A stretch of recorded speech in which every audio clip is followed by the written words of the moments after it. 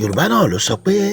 ẹni tí kò bá lè jiyàn kó sọyán ní ẹrù òkèlè máa ń bà ó. ṣé iná ọ̀ràn ti dà lọ́jọ́ tí Yomi Fabiyi lọ sílé Alara tó tàtàkùn délé Ajero bó ti ń gbé aṣọ lọ káwọn mọ́lé bẹ́ẹ̀ ló fi ẹ̀bùn ńlá sí o tó ń tẹ̀ nítọ̀yàyà kò wá pẹ́ kò jìnnà kí ni wọ́n bá ti ń ṣèṣò rere fún gbajúmọ̀ òṣèré tíátà yìí níbi tí àwọn tí ó fẹ́ dára ti fi ní lánàá àwọn ẹ̀bùn ránṣẹ́ sí bí ayẹyẹ oníbejì tó fẹ́ ṣe ìṣe ń súnmọ́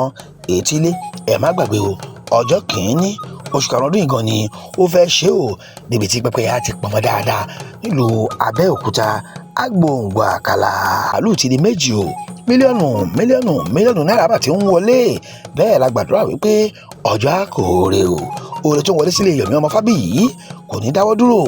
àti pé ọba Alara bí kò ní sọ pé òun ò ṣe mọ́ o nínú ayé Yomi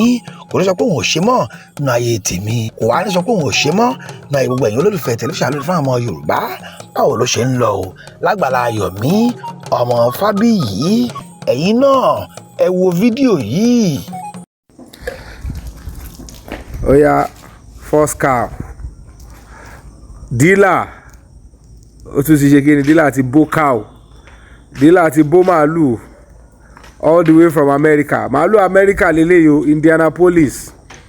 gbogbo ẹ̀yin tèmi tẹ́ wà ní Indianapolis lamẹ́ríkà ẹ bá mi kí ọmọ Kẹ́hìndé dílà Mr. Talk and Do dílà na talk and do oye yín ṣáà ti rí ó ti wọlé the first cow Yomi Fabiyi 2-in-1 May 1st ó máa ṣe kí ni ó máa kọjá bẹ́ẹ̀ housewarming and birthday ceremony dílà bàbá thank you so much thank you sẹ́nsẹ́ àkárìgbò of Indianapolis ẹ bá mi dúpẹ́ lọ́wọ́ dílà o gbogbo ẹ̀yin ti Indianapolis oye yín I'm expecting ya all.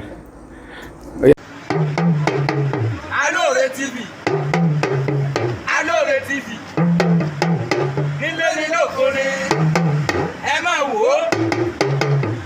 ètò tó kọ́ni lọ́gbọ́n